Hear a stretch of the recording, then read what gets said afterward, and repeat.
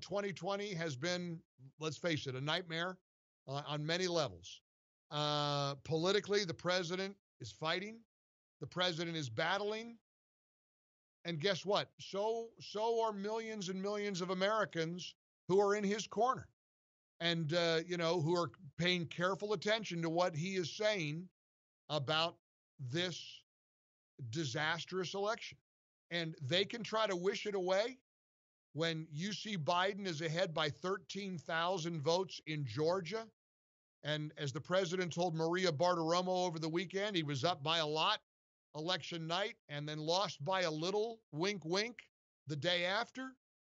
Everybody is capable of understanding the enormity of this mess that 2020 produced. Here was the president yesterday with Maria Bartiromo on Sunday Morning Futures talking about this cesspool, this disaster, this complicated stew of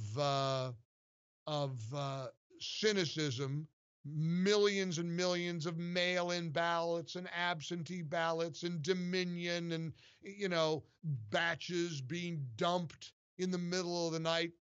As usual, the president nailed it. We have stories that are unbelievable, but we're not allowed to put in our proof. They say you don't have standing. I said I'd like to file to the lawyers. I would like to file one nice, big, beautiful lawsuit talking about this and many other things with tremendous proof. We have affidavits. We have hundreds and hundreds of affidavits, like the people that you saw the other day in Pennsylvania, willing to sign under penalty of perjury. You go to jail. Willing to sign, unlike Comey, who didn't go to jail for lying, by the way, and McCabe, who didn't go to jail for lying, which is an amazing thing to me. We might as well bring it up. But under perjury, you go to jail. We have hundreds, getting to be thousands if they're coming in all the time. And these are respected people. These are people that are putting their lives at risk. And they don't want to take the affidavits. Then they say we don't have proof. I wanted to file one suit, Donald J. Trump, President of the United States, against, and put everything in a one simple suit. And they say, sir, you don't have standing. I say, I don't have standing. You mean as President of the United States, I don't have standing. What kind of a court system is this? It's a good question. But I know what kind of fighter he is. Now, some people have taken his comments to Maria Bartiromo about the Supreme Court and said, well, he's thrown in the towel. He hasn't thrown in the towel. He's not going anywhere. Everybody knows it. He said if the Electoral College officially votes for Biden, of course, he'll leave the White House. Of course, there'll be a transition. He's already authorized the transition of power. Biden gets his first briefing today, the daily presidential briefing. And the president pointed out it's real tough to get anything in a matter of days or weeks before the U.S. Supreme Court. Which cases specifically will reach the Supreme Court and when? Well, the problem is it's hard to get into the Supreme Court. I've got the best Supreme Court advocates, lawyers, that want to argue the case if it gets there. But they said it's very hard to get a case up there. Can you imagine Donald Trump, President of the United States, files a case, and I probably can't get a case, even with, and we have tremendous proof. We have hundreds and hundreds of affidavits, sworn affidavits, and it's very hard to get a case to the Supreme Court. That's what everybody's fighting for.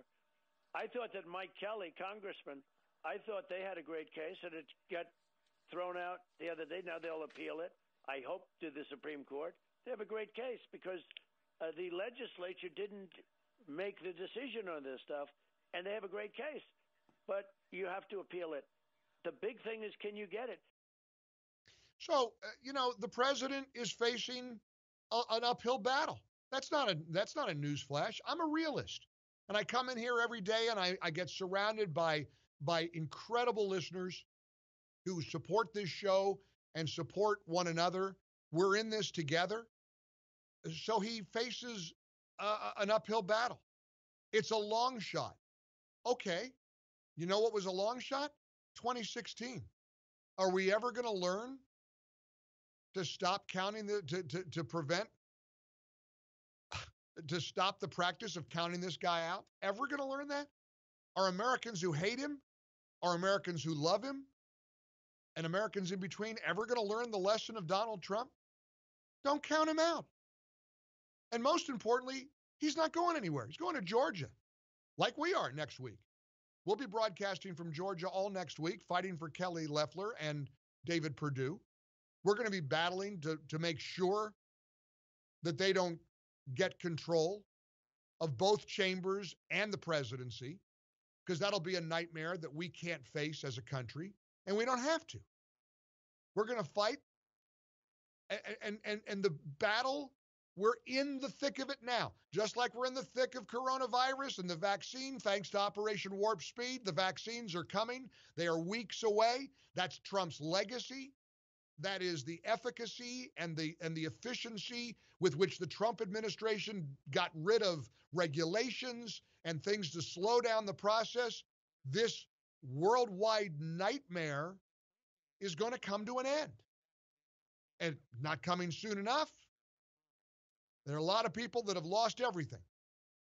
But we're gonna persevere, and we're going to bounce back.